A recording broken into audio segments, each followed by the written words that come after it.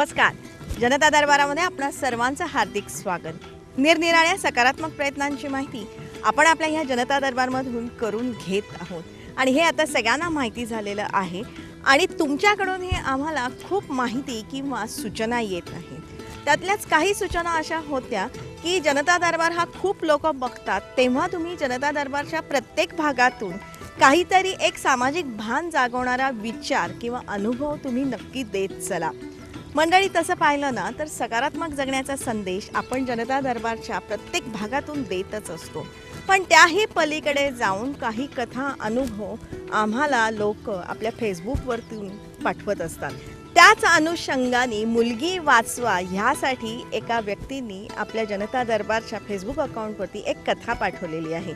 ती अशी आहे की अफगाणिस्तानमध्ये सुद्धा स्त्री भ्रूण हत्या मोठ्या प्रमाणामध्ये होत असतात. तिथलीच ही कथा आहे. एक अफगाण पिता आपल्या 7 वर्षाच्या मुलीला खड्ड्यामध्ये पुरायला निघालेला होता. त्यांनी तो खड्डा खणला. त्या 7 वर्षाच्या मुलीला त्यांनी तिथे झोपवलं आणि खड्डा बंद करणार एवढ्यात ती मुलगी त्या आपल्या पित्याला म्हणाली की अब्बाजान, तुम्ही जास्त वाकू नका, नाहीतर तुमच्या दाढीला इथली माती लागेल. आपल्या मुलीचे हे उद्गार ऐकून त्या पित्याचं मन अक्षरशः थरारलं. त्यांनी त्या मुलीला आपल्या छातीशी धरलं आणि तिला घेऊन तो घरी आला. मंडळी, मुलगी म्हणजे नितांत जिव्हाळा असतो, माया असते, प्रेम असतं, आपुलकी असते. तू एका सृष्टी सुप्तावस्थेतली असं या मुलींना नेहमीच म्हटलं जातं. तेव्हा या मुलींना जगवा, वाढवा, फुलवा, त्यांच्यासाठी आयुष्य वेचा. याच विचारातून तुमचा आमचा सर्वांचा जनता दरबार. जनता दरबारमधला आपला आजचा विषयही खूप चांगला आहे, तुम्हाला सगळ्यांना आवडेल असाच आहे, अतिशय उपयुक्त असाच आहे. आपला आजचा हा जो विषय आहे ना, हा युवा वर्गासाठीचा आहे. युवा वर्गाच्या करिअरच्या दृष्टीने अतिशय उपयुक्त असाच हा भाग आहे. तेव्हा तुम्ही बघा, तुमच्या मित्रमैत्रिणींनाही हे सांगा. मंडळी, जनता दरबारच्या चित्रीकरणासाठी म्हणजे वेगवेगळ्या भागांच्या चित्रीकरणासाठी आम्ही अनेक ठिकाणी फिरत असतो. अगदी अतिदुर्गम भागापासून शहरी भागापर्यंत आम्ही राज्यभर अक्षरशः खूप भ्रमंती केलेली आहे. या भ्रमंतीमध्ये आम्हाला अनेक जण भेटतात, पण जेव्हा लहान मुलं मुली भेटतात ना, तेव्हा साहजिकच पहिला प्रश्न आमच्याकडून जातो, तुला मोठं होऊन कोण बनायचंय? मला कलेक्टर व्हायचं आहे. मला कलेक्टर व्हायचं आहे. अतिशय गरीब वर्गातली ही मुलं आहेत, पण आज सर्वजण ही शिक्षण घेत आहेत, शासकीय शिष्यवृत्तीचा लाभ घेत आहेत, प्रसंगी शासकीय वसतिगृहांमध्ये राहत आहेत आणि त्यातूनच जगभरामध्ये काय चाललेलं आहे याची जाण त्यांच्यापर्यंत येत आहे. थोडक्यात काय, शिक्षण घेतल्यामुळे ह्यांना जगण्याचा एक मार्ग सापडलेला आहे आणि शासनाच्या ह्या ज्या योजना आहेत ना, या यांच्यापर्यंत नक्कीच पोचत आहेत, ते त्याचा लाभही घेत आहेत. गरीब विद्यार्थी सुद्धा, झोपडीत राहणारा विद्यार्थी त्या खुर्चीत डेप्युटी कलेक्टर होऊ शकतो, प्रांत होऊ शकतो, IAS होऊ शकतो. किती हजारो विद्यार्थी आहेत. बेलदारचा मुलगा क्लासून झालेला आहे, हातगाडी ओढणाऱ्याचा मुलगा तो आता IAS झालेला आहे. आता ह्या वर्षी भिल्ल समाजाचा मुलगा जो भारतात पहिल्यांदा भारूड नावाचा तो IAS झालेला आहे. खूप हजारो उदाहरणं आहेत. आज प्रशासनामध्ये येण्याचा युवा वर्गाचा कल नक्कीच वाढतो आहे. त्यामध्ये शासनामध्ये नोकरी मिळतेय ही तर भावना आहे, पण त्याबरोबरच समाजामध्ये बदल घडवण्याची संधी किंवा समाजसेवा करण्याची संधी मिळते. युवा वर्गाच्या इतक्या ह्या निखळ भावना आहेत. प्रशासनामध्ये मला पोलीस क्षेत्रामध्ये यायचंच होतं, म्हणजे तिथे समोर इंटरॅक्ट होता येतं जनतेशी, त्यांचे प्रश्न आपल्याला खरोखर समजतात. गुन्हेगारी क्षेत्र वगैरे जे आहे त्याला पण आपल्याला जर तेवढा वचक बसवता आला तर आळा घालता येतो. मग त्याची सुरुवात जर मी स्वतः गेली त्या क्षेत्रामध्ये जाऊन, उगाचच बाहेर बसून की ते काही करत नाही, काहीच नाही हे बोलण्यापेक्षा मी त्यात गेले आणि ते काय समजून घेतलं आणि त्या रीतीने जर काम केलं तर मी ते कुठेतरी थांबवू शकते असं मला वाटलं. त्यामुळे मला यात यायचंच आहे आणि यातूनच पुढे जायचं आहे, जेणेकरून अधिकार अजून मिळाले तर नक्कीच मी चांगलं काहीतरी करण्याचा प्रयत्न करेन.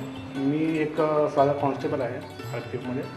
तर माझी इच्छा असेल, म्हणजे जेवढी मला पॉवर आहे ना, तर ती त्याच्यामध्ये मी खूप काही करू शकतो. मला जेवढे अधिकार आहेत ते अधिकार, आणि जर पोस्ट जशी वाढेल तर तसे खूप अधिकार येतील. मग त्याच्या अनुषंगाने आपण खूप अजून प्रयत्न करू शकतो. आपल्या स्वतःच्या नैतिकतेच्या जोरावर जे आपली नैतिकता किंवा ज्या आपल्या समाजाकरता आपल्याला जे काही करायचं आहे ते सामान्य माणसं आपण स्वतः आधी सामान्यच असतो. जेव्हा आपण या पोस्टपर्यंत जातो त्याच्या अगोदर सुद्धा we are the part of that community म्हणून. तर आपण सगळ्या गोष्टी अनुभव घेतलेला असतात.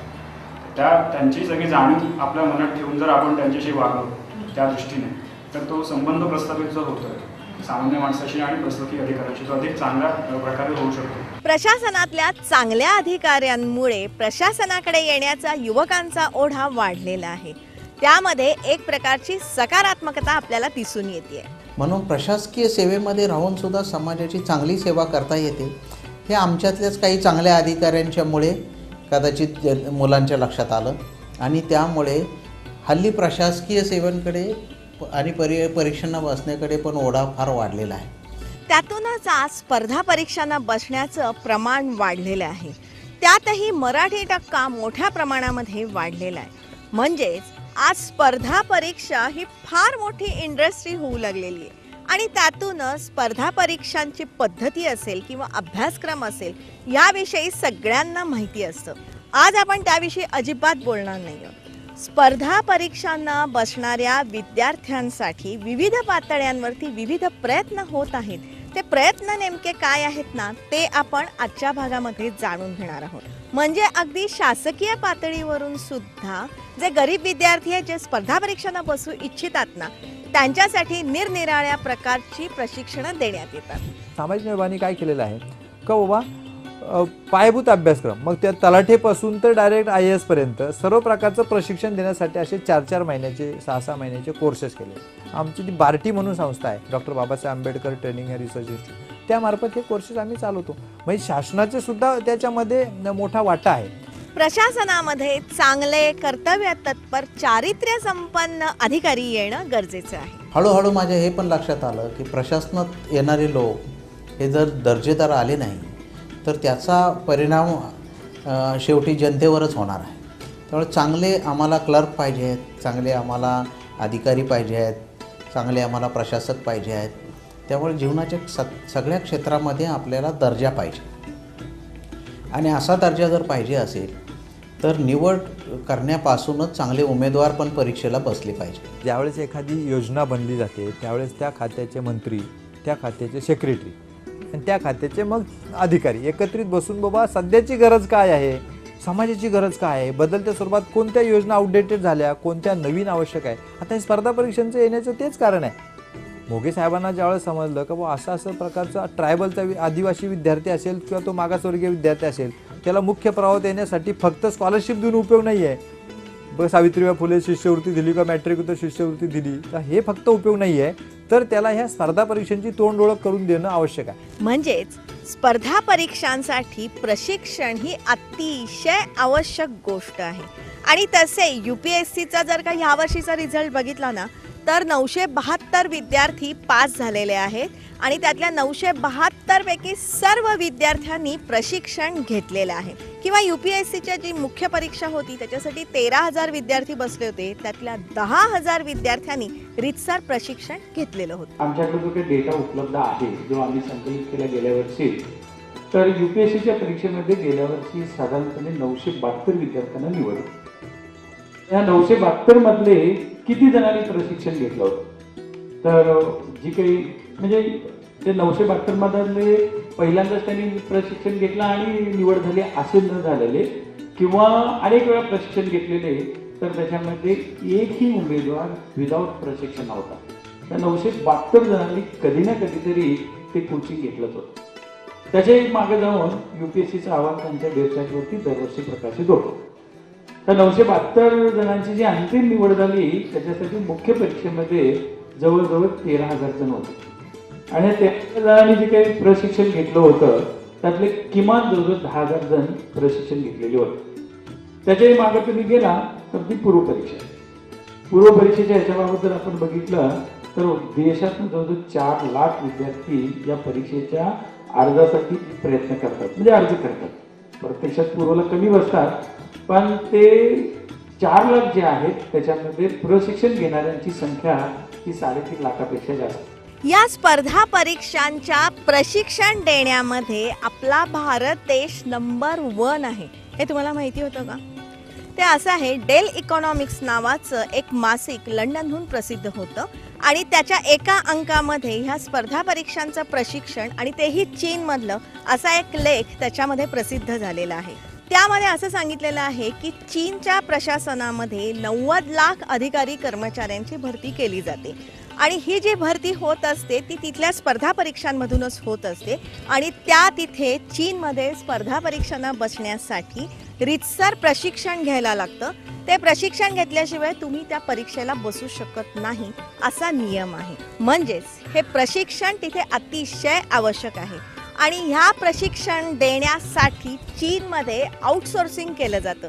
म्हणजे बाहेरच्या देशांना त्यासाठी निमंत्रित करण्यात येतं आणि त्यासाठी आपल्या भारत देशाचा पहिला नंबर लागतो आहे, कारण अशा प्रकारचं प्रशिक्षण देण्यासाठी चीनमध्ये भारतातून प्रशिक्षक किंवा प्रशिक्षण संस्थांना बोलवण्यात येतं. आणि मग तिथे स्पर्धा परीक्षेचे कोचिंग घेतल्याशिवाय त्या 90 लाखामध्ये प्रवेशच मिळत नाही.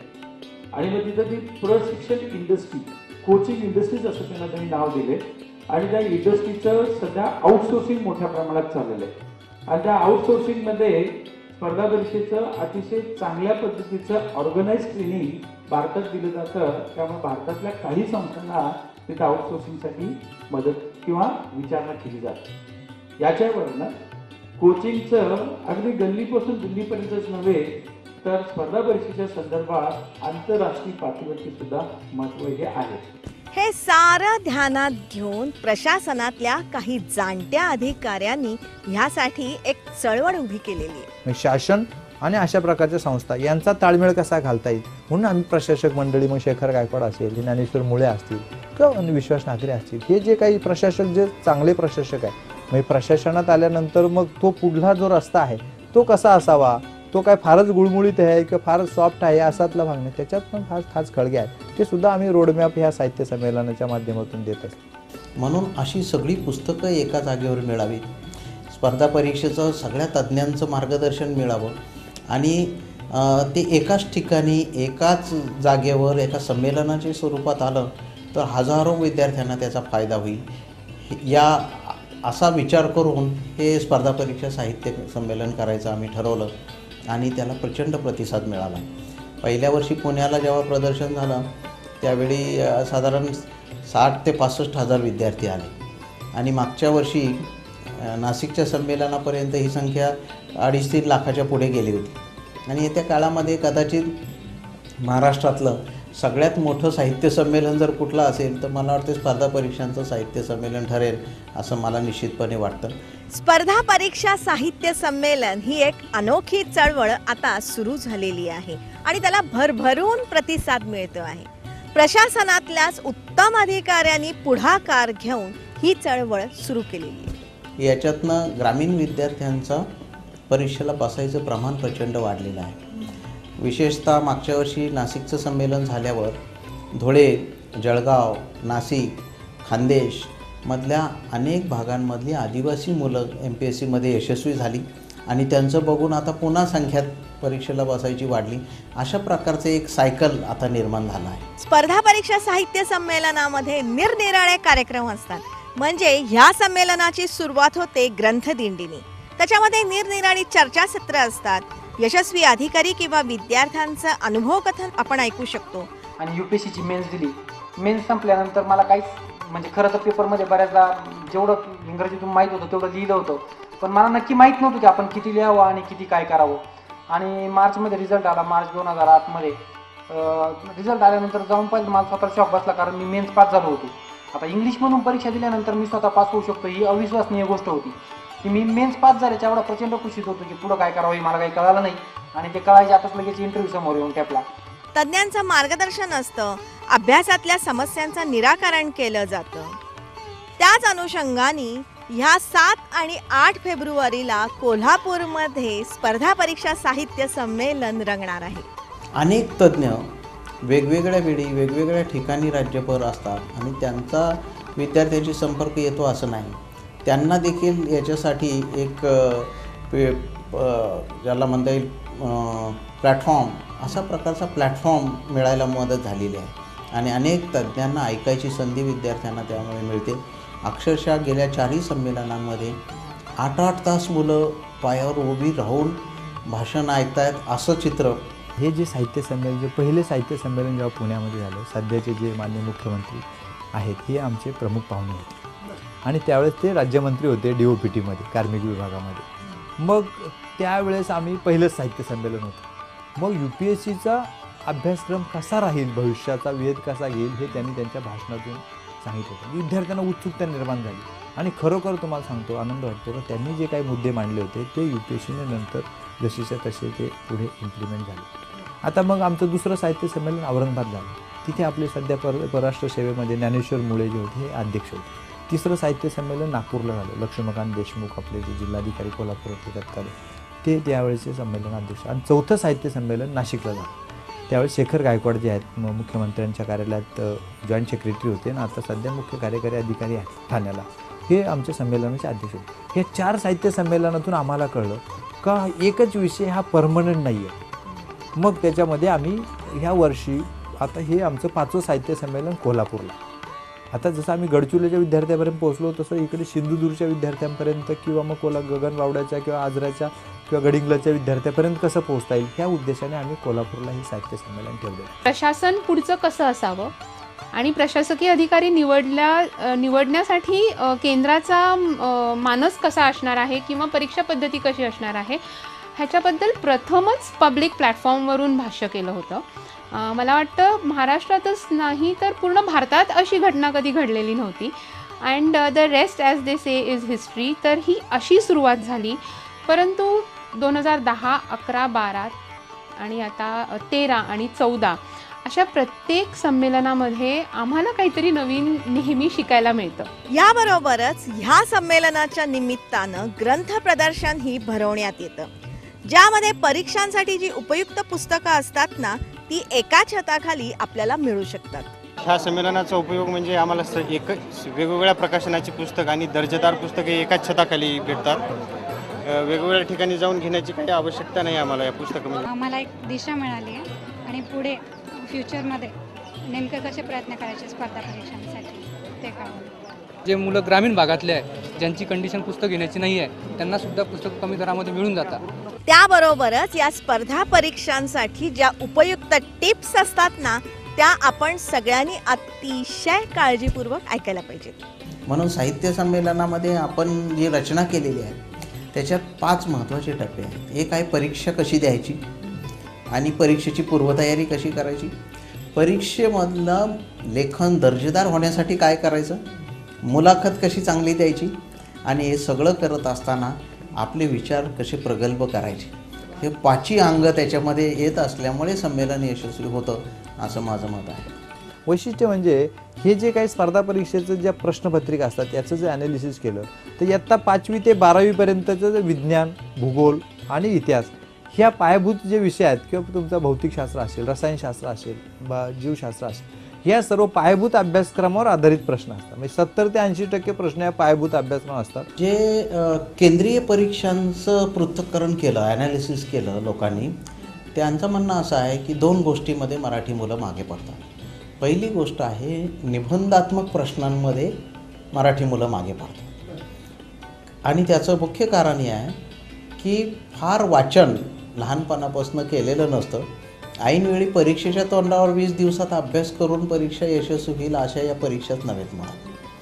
त्यामुळे ज्यांचे संस्कार चांगले आहेत, जे लहानपणापासून वाचत आलेले आहेत, त्यांनी त्याच्या स्वतःच्या काही नोट्स काढलेल्या आहेत, अशी मुलं यशस्वी होतात आणि हे ज्ञान जसंच्या तसं विद्यार्थ्यांपर्यंत पोहोचवण्यामध्ये या संमेलनाचा फायदा झाला.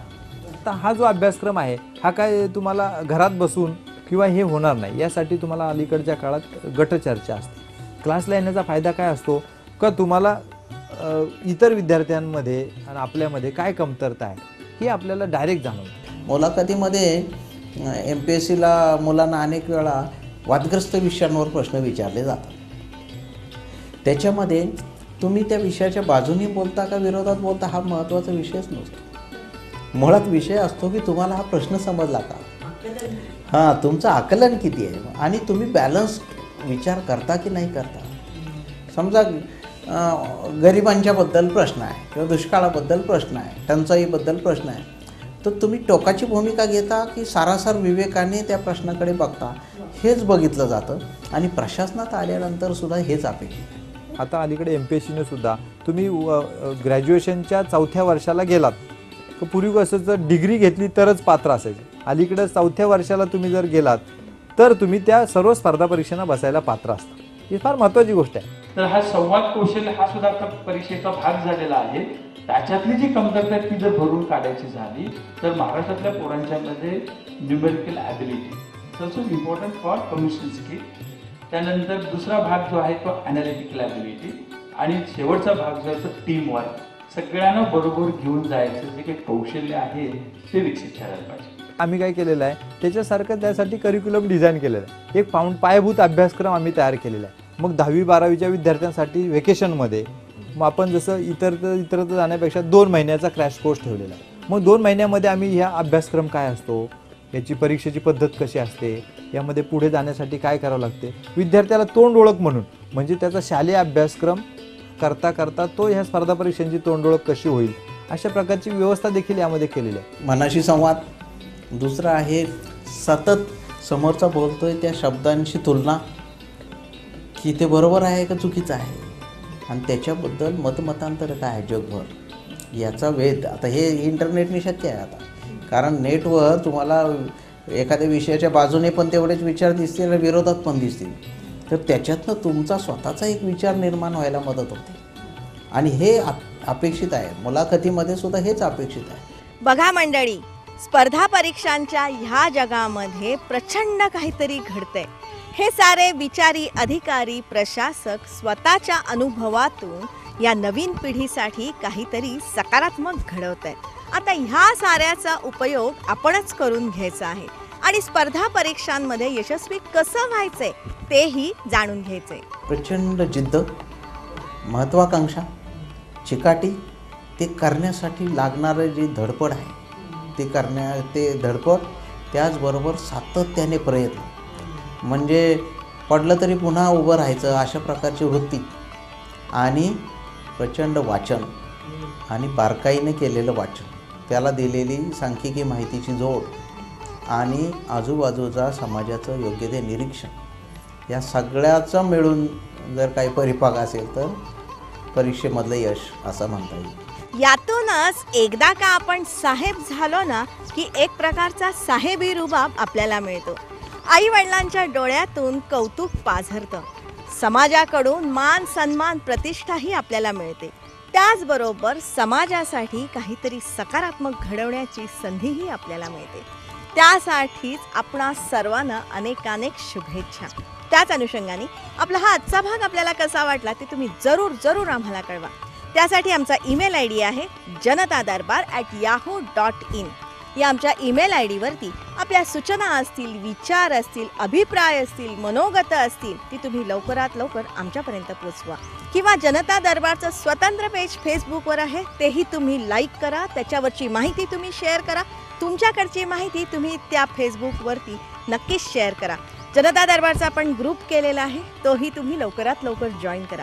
लक्षात ठेवा, चांगल्यातून नेहमी चांगलंच घडतं ह्या विचारांनी प्रेरित झालेला हा आपल्या सगळ्यांचा जनता दरबार. त्यासाठी दर सोमवारी रात्री 10 वाजता सह्याद्री वाहिनीवरून जनता दरबारमध्ये आपण भेटतच असतो. दर शुक्रवारी सकाळी 8 वाजता पुनःप्रक्षेपणामधून सह्याद्री वाहिनीवरून जनता दरबारमध्ये आपण भेटतच असतो. जनता दरबारमधली ही सकारात्मक माहिती आपण जास्तीत जास्त लोकांपर्यंत पोहोचवण्याची इच्छा आहे, अपेक्षा आहे. त्यासाठी जास्तीत जास्त संख्येने जनता दरबारमध्ये आपण सामील व्हावं. त्यासाठी तुमचा आमचा सर्वांचा जनता दरबार.